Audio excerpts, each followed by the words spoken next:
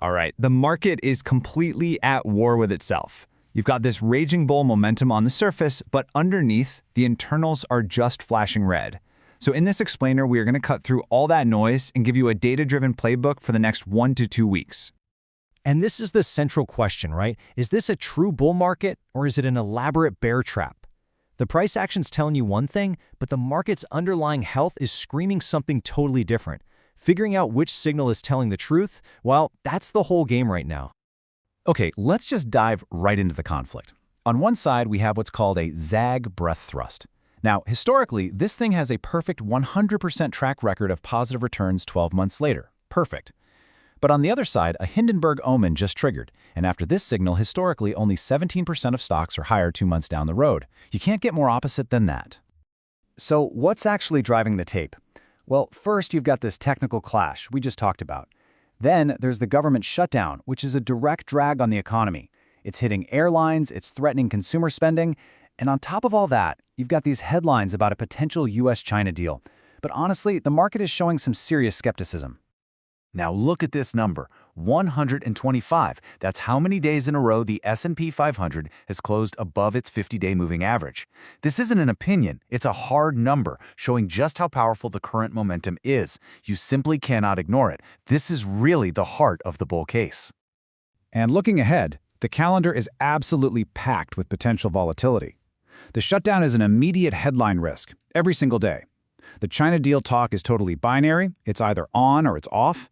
Plus, we've got layoff data coming from giants like Amazon and UPS. And all of this is leading right into that huge December FOMC meeting, where you know the Fed is watching every single data point. You can see this battle playing out on the sector level too. Mega-cap tech earnings are basically holding up the entire market, but that concentration is also its biggest risk. Airlines, you can watch them through the JETS ETF, are a direct high-volatility bet on the shutdown news. And then you see weakness in consumer names like Chipotle. That could be the canary in the coal mine for the whole consumer space. This fragility, it's showing up on individual charts. Just take a look at Meta. It's carving out a potential head and shoulders top. That's a classic bearish reversal pattern, and the entire thing hinges on one level, the neckline at 685. A confirmed break below that would be a huge red flag, not just for Meta, but for the market's overall sentiment. So it all comes down to knowing your levels. These are the numbers that matter right now. For Meta, it's 685, period. For Tesla, you got to watch the big put wall support down in the 435 to 440 zone. For bulls to get back in control, they have to reclaim 450. And for the entire market, the line in the sand is 6750 on the S&P 500. That's your key tactical level. Now, a quick reminder, this content is for educational purposes only. It's aggregated analysis from multiple public sources to help you stay informed and improve your own decision-making. Do your own research. This is not financial advice. Okay, so how should you be positioned for this? Well, my base case is just range-bound chop between those key levels we just talked about. That means reduced delta, more cash on the side, and some defined risk hedges. The bull case? That triggers if the shutdown gets resolved and the S&P holds 6750. The bear case triggers if the shutdown drags on and those key levels, like Meta at 685 and the S&P at 6750, start to break. You only adjust your posture on confirmation. Let's be really clear about the bull thesis. It is simple and it is powerful.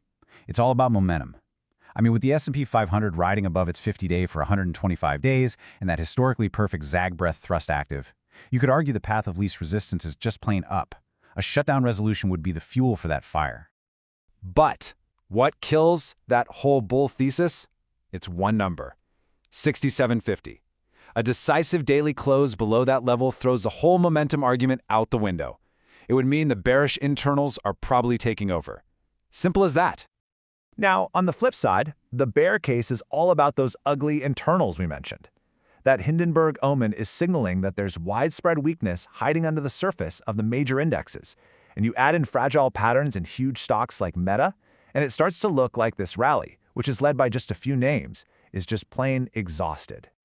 So what invalidates the bear case? Well, if we see market breadth really start to improve, meaning more and more stocks are joining the party, and the S&P 500 pushes up to reclaim its prior highs, then you'd have to say the internals have healed, and the bears have lost the argument. Okay, so let's walk through a few potential strategies. First, a bearish idea on Meta. The thesis is simple. You're betting that head and shoulders pattern confirms and breaks down. A defined risk way to play that is a bear put debit spread, maybe 2 to 3 weeks out. The trade is wrong if Meta reclaims and holds above 685. I'd think of this as a starter size, with a plan to add more only on a confirmed daily close below that critical neckline. Second, let's look at a bullish idea, playing the airlines through jets. The thesis here is just a straightforward relief rally if and when the shutdown gets resolved. You can structure it with a bull call debit spread to define your risk. The whole idea is dead if negotiations just completely fall apart. And because this is tied to a political headline, you have to keep the position small and speculative. You're playing a news catalyst, plain and simple. And a third idea. What if you don't know which way it's going to go, but you think a big move is coming? That's a volatility play on the SPY. The thesis is that once these conflicts resolve, we're going to get a sharp move.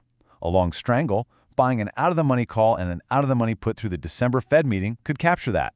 But listen, be careful. This trade gets eaten alive by theta decay and needs a big price swing to pay off. Sizing has to be very small. Your capital is absolutely at risk here. This is not trading advice. It's just a market update to keep you informed. Markets carry risk. You need to trade your own plan, manage your downside, and verify all data. So I'll just leave you with this one question. In a market that's literally at war with itself, is your plan based on trying to predict the outcome, or is it based on reacting to confirmed breaks of key, predefined levels? One of those is the path of discipline. Choose wisely.